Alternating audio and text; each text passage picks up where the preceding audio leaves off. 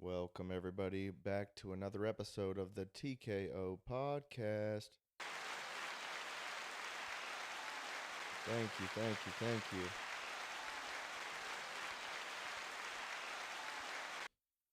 This is recorded in front of a live studio audience. What's up, everybody? So, I'm back. Today is October 12th. It's a Sunday afternoon. I am recovering from a night of drinking. I went to the Auburn versus Georgia football game last night, and I was drinking a lot of vodka seltzers. I think I drank like 10, maybe, or 10 or 11. But I had two of my best friends from my hometown, Grant Kelly and Connor Wilton, in. They stayed at my house last night. Good times, fun times. The game was really good. It was the first game I've actually been to in like 2 years. I think the last game I went to was the Iron Bowl 2 years ago.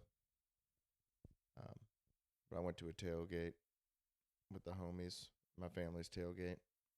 It was good just visiting, catching up with people. And then the game was really fun. The energy in the stadium was really good. The first half was great. Auburn was up like 10-0, and they were about to punch it in on the 1 yard line to go up 17-0 in the second quarter. And the ball got punched out on like the inch-yard line. And that was like the make or break of the game, because I felt like if we could have gone up 17-0, I feel like that would have really solidified our chances of winning.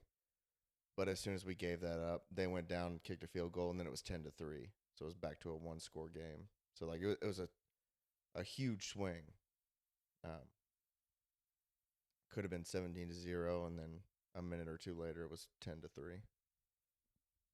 But it was fun. There was a Georgia fan that was kind of pissing me off. And he was wearing sunglasses on like the back of his neck. Like he had them turned around and just like they were resting on the back of his neck, and he was 2 rows in front of me. And he was just kind of being obnoxious. And then he kind of like talked trash to like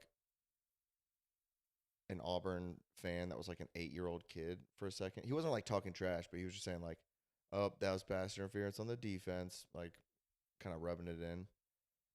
And I was like, for some reason, I just wanted to grab the glasses off the back of his neck and just break them or throw them. And I was really close to doing it too, which is not good. Um, but I talked some sense back into myself. I was like, dude, relax. This is a football game. People talk shit. Like that's just a thing. Like he wasn't going too far. I recognized the fault in my thinking process. So I realized that I was being a little too aggressive. But I'm a real cracker. And that's just a type. If someone's acting a certain type of way, yeah, that's just the type of cracker I am. I'm gonna keep it real, on some real cracker shit. I don't even care how many crackers you got with you. I'm gonna stand 10 toes down because that's just the cracker I am, bro. Real cracker shit, on some real cracker time. I don't care if he knows how to fight. He ain't fought a cracker like me. He ain't fought a cracker like me.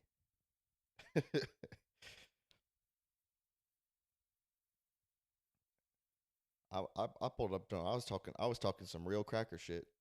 I was like, hey buddy, do we have a problem here? Talking that real cracker shit. Hey man, if we have a problem, I bet you I could solve it. I was a good student in school. I bet you I could solve this problem. How about I beat your ass? Talking some real cracker shit. But no, I was like, yeah, you gotta chill, bro. You gotta you're too high T. You gotta control the T. Keep it lowercase t, bro. Don't be a capitalized T. So I recognized that I was being a little too aggressive. I had a similar issue at the clean show that I did in Montgomery like 2 weeks beforehand. I There was like a group of guys that were just regulars at the bar. They weren't there for the comedy show, and they were one of them was dressed like it was like he was pretty tall. He was probably like 6'5", 6'6". He was an older guy, probably in his 40s, late 30s, early 40s. He's probably in his 40s. No, he was definitely in his 40s.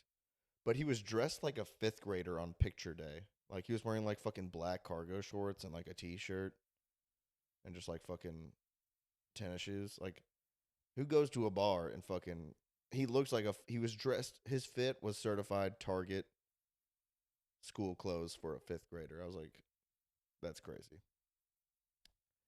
But JD said something during his set about being like someone told him that he looked like Travis Kelsey and Taylor Swift. He looked like both of them basically, and the guy at the bar was like, "Huh, that's the funniest thing I've heard all night." And he was just like throwing out like doofus lines like that. And after the show, we were me and my comedian buddies were just hanging out, and he came out with his two buddies, who were like two older guys.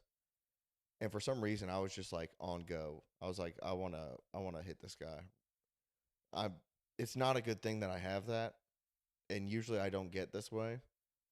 But for some reason, I just like there's guys that just I just I got a real short leash for them for some reason. I don't know why, but I'm good at controlling it in most cases. But I saw him out of the court because I keep tabs. As soon as like same thing with the Georgia fan last night. The whole second half was me trying not to fight this guy, and I was just like I wouldn't even have to look at him, and I would know everything. Like you have my full attention, brother. You wouldn't even tell that I'm looking at you or paying attention to you or sizing you up or tracking your movements. But bro, you are on my radar, and you're the only thing I'm thinking about right now. It's kind of psychotic, but just like a threat detection system, and I'm just like on go. So I'm like, this might be a problem, and part of me is trying to find a problem. Like I'm waiting for them to act up. I'm waiting for them to act up because something about them, I just don't like this guy. So the whole second half of the Georgia game last night was me just fucking stalking this guy from two rows behind and just slowly talking myself out of doing something physical. I was like, "Hey man, just relax. It's a football game. He's just having fun. He's with his buddies. He's had a couple drinks." I was ready to clear that whole fucking row, to be honest though. I think he had like four buddies with him, and I was like, "Bro, you need at least 14 more. You need about 18 of y'all motherfuckers." That's just how it felt. Like, I'll be honest. Not trying to sound cocky, just stating the facts on some real cracker shit. I'm a real cracker, and I handle real cracker business.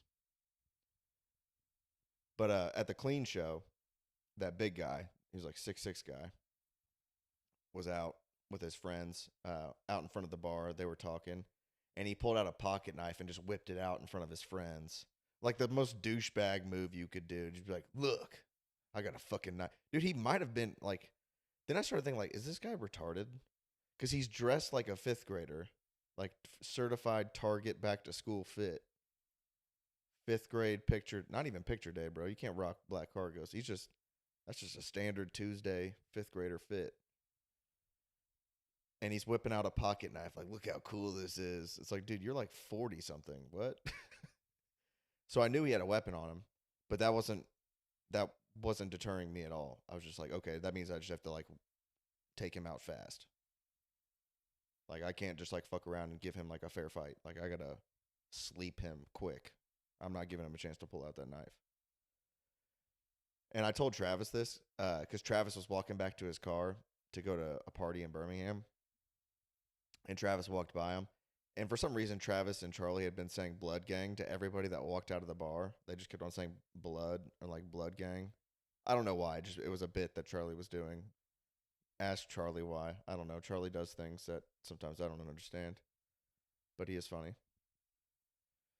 So Travis and Charlie just kept on saying it. I was like, and then so he said "Blood Gang" to the guys as he walked by, and then the big guy was like, "What is that supposed to mean?" And Travis was just like, and Travis was standing on some real cracker shit. He was like, "That's just what I'm gonna say. That's how I say it." Um, but he was like, it means whatever you want it to mean, man. And he's just like walking to his car, and then he's like saying something like, "Yep, sure, whatever you want it to do." And he was kind of just like he was kind of being like he was kind of like jabbing at him a little bit, like being funny, talking shit.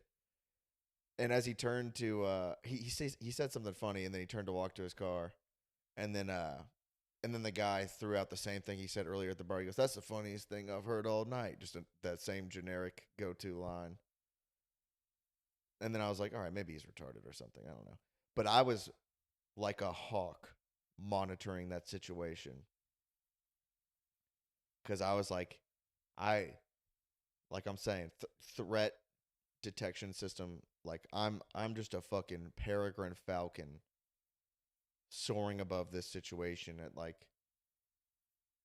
300 meters, just hawk eyes down on this motherfucker and just waiting for something to pop off. And then, like a peregrine falcon, I was about to just fucking nosedive at 200 miles per hour and just hit this motherfucker like a fucking silverback gorilla as I morph into a different animal in my descent. But I told Travis about like how I was monitoring that situation closely because Travis didn't even know. I'm very. It kind of sucks because it takes me out of the night. I was still, it didn't take me out of the night. We were still riffing and having fun. We said a lot of funny things. We were talking about, the bomb dropping the bombs in Japan, and I was like, yeah, these motherfuckers got turned into shadows. It was like the nuclear shadow thing.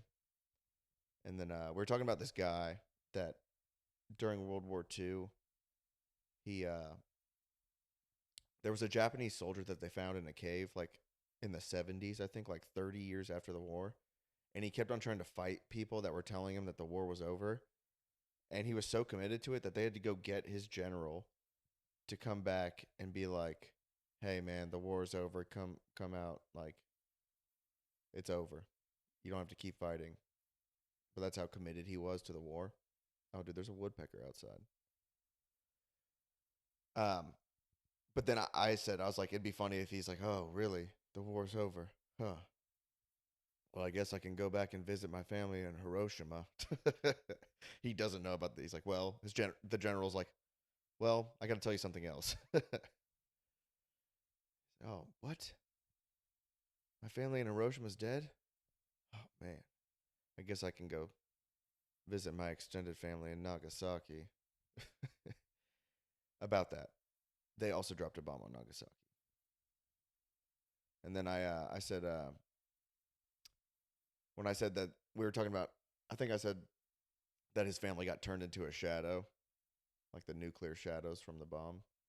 And we were just talking about how crazy that is that a bomb goes off. And I'm just recanting riffs from another night, but they were funny. Like, I said that they got turned into a Banksy, like those black and white paintings on walls and shit.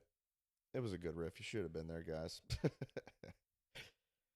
So, but that was just to say, like, I wasn't just in fight mode the whole night. We were actually talking and having fun. And, that's just something I got to deal with. I don't tell anybody about that until just now, I guess. I've kind of started to open up about that because I told Travis about that and Charlie about that last weekend, and they're like, "Dude, we had no idea like you were doing that." And I told my buddies Grant and Connor that like I almost did that last night at at the Auburn Georgia game. I was like, I wanted to grab that. I kind of wanted to. That would have been a mad overstep, really. Both of them would have been. For some reason, I was looking for something to just spark a fight. which is not how a martial artist should operate. But if a cracker comes around me acting disrespectful, that's just the type of cracker I am. I'm a keep it real cracker shit. I'm gonna set you straight real quick. Not even gonna talk shit to you, bro. We just gonna handle business. You feel me? But yeah, doing good. The I've only been in one street fight outside of martial arts, so I think that's a good thing. Cause if I was to ever get into a street fight, I fucked up somewhere along the situation. You know, there's no way you can always either de-escalate or just remove yourself from the situation, and it's kind of hard as a man to do that because you're like, I'm not bitching out, but it's like, to be honest, man, this I'm trying to protect you. I'm trying to protect me and you. First off, you never know what's going to happen in a fight. One of us could easily die. 99.9% of this time, I'm going to have way more experience and be way more dangerous than whoever I'm going to be getting into an altercation with. They don't know that. And I don't know. Maybe they have a knife on them, so maybe they have a gun on them. I don't know. I didn't realize that guy had a knife on him until he whipped it out. You never know. Some people get stabbed. Former New York Jets quarterback just got stabbed in an altercation. So man, you got to be careful out here. So if I ever get into an altercation, I failed somewhere along the way. I was not able to navigate out of the mindset that I just described to you, to where for some reason I just don't like this person that's at this place, and I've given them a very short leash to where if they start, I'm just like looking for a reason to I'm looking for conflict, which is not what I should be because I'm not a very confrontational person. But for some reason, sometimes certain people just set me off. But if I ever get into a fight, I failed. I failed somewhere along the way. Uh, I was not able to reason with myself on why to get out of it. Yeah, I can't logically think my way out of, like, kind of like last night at the football game where I was like, hey yo, you need to relax. Like, he's not doing anything crazy. This is just a football fan being an obnoxious football fan at a football game. People do that. That's normal. Okay. So he's a young kid. He's probably like in college or just graduated. Just you gotta let that go. You came to a football game, you're gonna get mad that someone's being obnoxious. It's like, that's par for the course. So if I can't think like that and logically think my way out of this uh, conflict, there comes a time. Also, if they're the ones pushing the conflict at me, like if they're coming at me aggressive, it's on me to navigate that in a calmly manner, to communicate, hey man, I'm not trying to like start anything. There must have been some sort of miscommunication. I'm not trying to disrespect you or anything. We're just all here to have a good night. That should be what I just said is template gold. Like, I should be able to diffuse anything like that. Like, if somebody comes at me in kind of a heated manner, I'll be like, "Hey man, I'm not trying to start anything," in a totally relaxed tone. Just, there must have been. I'm sorry if there was some sort of miscommunication. I'm not trying to disrespect you or start anything tonight. I'm just here to have a good time. I apologize if something I did was perceived as disrespect or rude. Um, wasn't my intentions. I apologize. You just come like a straight up real cracker. You just keep a real cracker with them. You know. My apologies, my friend. I would never disrespect you. But yeah, you diffuse it with them words, and if that doesn't work, just say, "All right, hey, I'll leave. No need to get heated or anything. You guys can stay here. I'll leave." Bam. That seems to some people that would seem like a bitch thing to do. But to me, that's me not going to jail. That's me not hurting people and potentially getting hurt. To me, that's a victory. You win 100% of the battles you don't fight. I believe that's. Is that a Sun Tzu quote? Let me check that out. Win 100% of the battles you don't fight. Who said that? Oh, quote of Sun Tzu, bro. Quote of Sun Tzu. Yeah. It's a variation of Sun Tzu's famous quote from The Art of War, which states, "To win 100 victories in 100 battles is not an acme of skill. To subdue the enemy without fighting is the acme of skill." The complete idea is that the highest form of victory comes from winning without engaging in a physical conflict at all, which is achieved through superior strategy, intelligence, and preparation. Winning without fighting. That's what it's all about, bro. That's high level shit. High level shit, dude. That's me coming at you with a calm tone and being like, "Hey, bro, you might not feel this tension that's happening right now, but there's a big problem, and we're going to navigate this in a peaceful manner." You know? It's not me bitching, it's not me bitching out. I'm actually big broing you. I on some real cracker shit. I'm worried about you, man. You're in a very dangerous situation, and I'm your big brother, and I don't want to hurt you. So I'm gonna talk to you peacefully, like I love you, bro. I love you, bro. I want the best for you. I don't want to hurt you. I'm just trying to navigate you through this very dangerous waters you're in, and just get you home safe tonight, brother, because I love you. We're all we're all brothers and sisters in Christ. And the last thing I want to do is to put hands on a brother. On some real cracker shit, bro. I care about you. I'm worried about your safety. So I'm gonna navigate this in a real calm tone. I'm gonna talk to you peacefully, bro, and we're gonna diffuse the situation. Cause I don't feel like breaking your jaw tonight, dog. Some real cracker shit, bro. I'm keeping it cracker as hell. God damn. Talk your shit, cracker.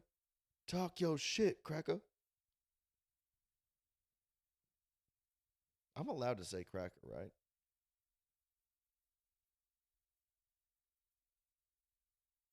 Psych. I'm not asking for permission. I'm a real cracker. Y'all thought I was gonna ask for permission? I'm a cracker. I can say it. It's my word, and I'll use it. On some real cracker shit, I'm gonna talk my cracker shit. Real cracker talk. Talking my shit. Man, some good UFC fights recently. Alex Pereira came back and just looked like a fucking superhuman. He took out Magomed Ankalaev in like a minute and 20 seconds, I think. I think that version, there's there's something about like Alex when he's on. Something about like his fight with Jamal Hill and that was one too. But really this last fight, him versus Magomed Ankalaev, the pressure he came out with, like as soon as the fight started, he was like on Ankalaev's ass. I mean, just he I mean, it felt like as soon as the bell rung, he had Ankalaev against the cage, like just measuring striking distance and just fucking hunting him. And dude, when Pereira's on and he's like 100% like ready to fucking throw down, and he's got you in that like hunting pressure mode, that's got to be the scariest thing ever. This dude is like one of the scariest fighters. And then he hit Ankalaev with that one right, kind of like I believe it was a right hook, not a right overhand. It was like a right hook, right above behind the ear. Just stung his ass right around the ear.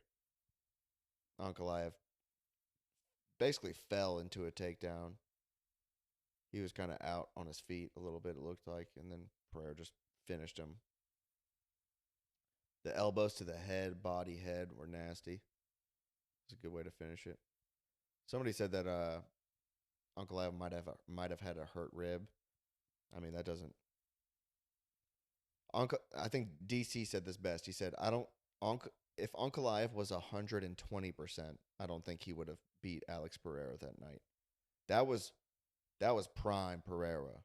That was Poatan, and Poatan had he had an idea, or he planned on calling out John Jones for the UFC White House pay-per-view, but John Jones's brother died, I think the day before that card, and he was a young guy. Like he played football for the Baltimore Ravens.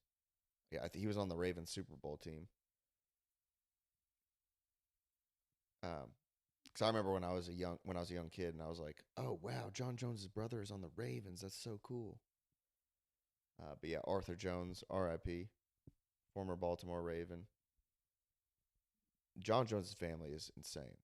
It might be one of the scariest families of all time. His older brother's Chandler Jones, who was like multiple time. He's probably a defensive MVP at one point.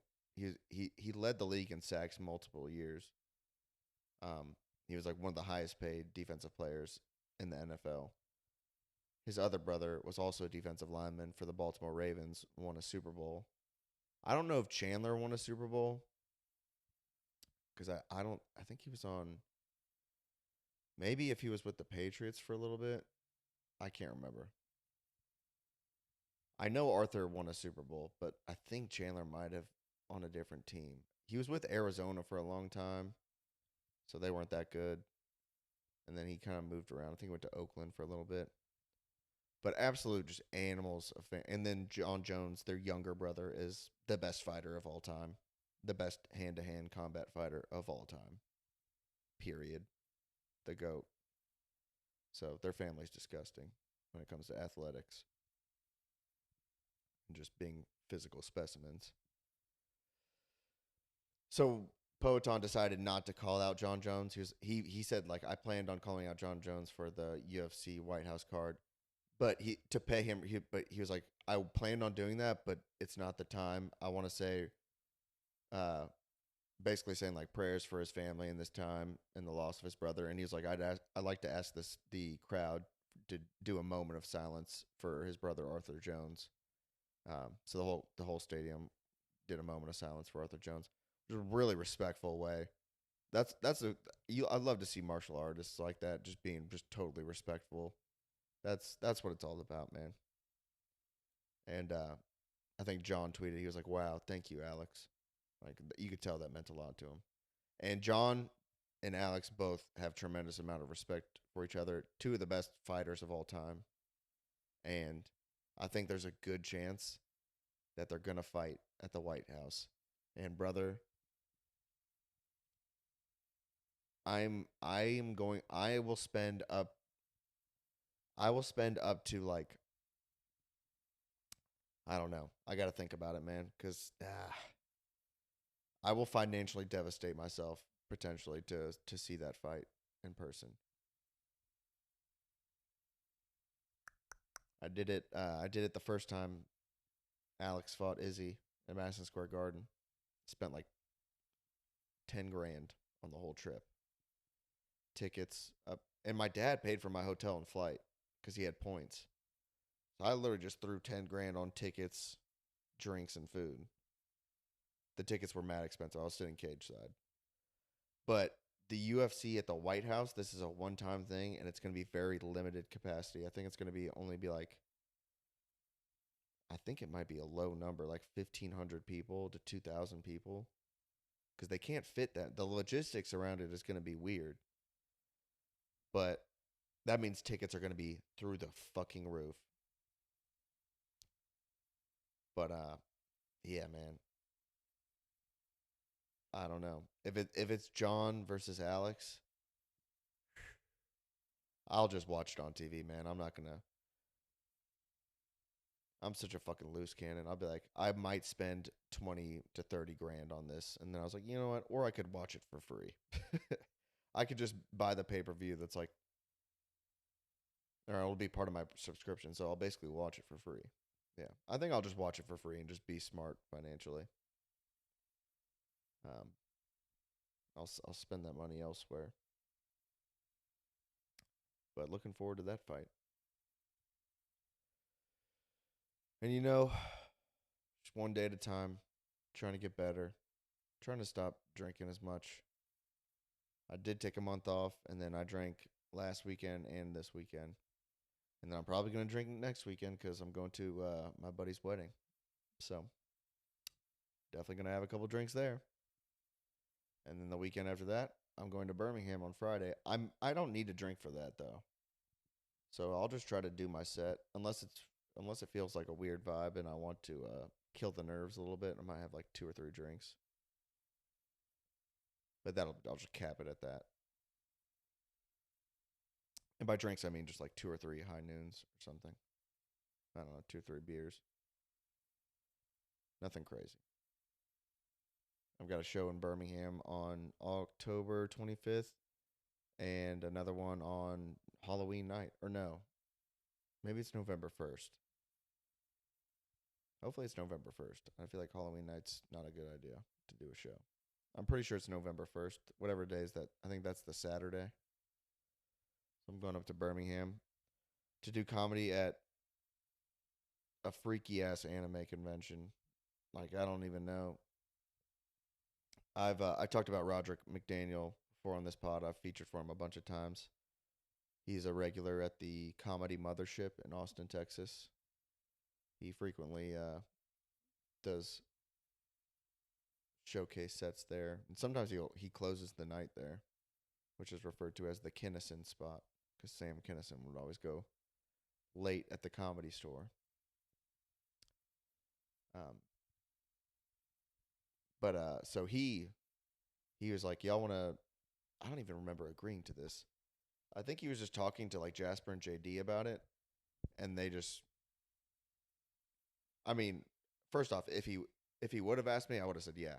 He did ask me. I was just drunk and just said yeah. I think I said it would be cool to do a convention. I think that's what I said. I was like, dude, it would be cool to do a comedy show at a convention. And then he just signed me up. But in my idea, I don't really know what this convention is. It's called WaifuCon, and it's kind of like what I was expecting was I was expecting to be like Naruto, Dragon Ball Z, One Piece, you know, just all the like I'm talking real anime shit. But I think this is like freaky like there's gonna be people there for anime stuff, but there's like a freaky side of like freaky anime bitches, like like freaky cosplay sluts and shit.